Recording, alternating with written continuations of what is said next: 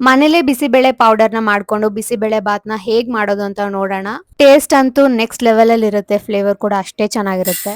ಕುಕ್ಕರ್‌ಗೆ 1 ಕಪ್ ತೊಗರಿಬೇಳೆ, ಅಕ್ಕಿಗೆ ನೀರ್ ಹಾಕೊಂಡು ಚೆನ್ನಾಗಿ ವಾಶ್ ಮಾಡ್ಕೊಂಡು, ನೆಕ್ಸ್ಟ್ ಬೀನ್ಸ್, ಕ್ಯಾರೆಟ್, ಆಲೂಗಡ್ಡೆ, ಬಟಾಣಿ, ಕಡಲೆಬೀಜ, ಉಪ್ಪು, ಅರಿಶಿನ ಮತ್ತೆ ಯಾವ ಕಪ್ಪಲ್ಲಿ ಅಕ್ಕಿ ಬೇಳೆ ಹಾಕೊಂಡಿದ್ವೋ ಅದೇ ಕಪ್ಪಲ್ಲಿ 6 ಕಪ್ಸ್ ಆಫ್ ವಾಟರ್‌ನ ಹಾಕೊಂಡು 5 ವಿಷಲ್ ಕೂಗ್ಸ್ಕೋಬೇಕು. ನೆಕ್ಸ್ಟ್ ಬಿಸಿಬೇಳೆ ಬಾತ್ ಪೌಡರ್ ಮಾಡ್ಕೊಳ್ಳಕ್ಕೆ ಉದ್ದಿನಬೇಳೆ, ಕಡಲೆಬೇಳೆ, ಪಲಾವ್ ಎಲೆ, ಚಕ್ಕೆ, ಲವಂಗ, ಜೀರಿಗೆ, ಗಸಗಸೆ, ಧನಿಯಾಕಾಳು, ಮೆಣಸು, ಮೊಗ್ಗು, 7 ರಿಂದ 8 ಬ್ಯಾಡ್ಗೆ ಮೆಣಸಿನಕಾಯಿ, ಸ್ವಲ್ಪ ಕರಿಬೇವು, ಒಣಕೊಬ್ಬರಿ ತುರಿನ ಬಾಣಲಿಗೆ 2 ಸ್ಪೂನ್ ಎಣ್ಣೆ ಹಾಕಿ ಚೆನ್ನಾಗಿ ಫ್ರೈ ಮಾಡ್ಕೊಂಡು ರುಬ್ಕೊಂಡ್ರೆ ಬಿಸಿಬೇಳೆ ಬಾತ್ ಪೌಡರ್ ರೆಡಿ ಆಗುತ್ತೆ.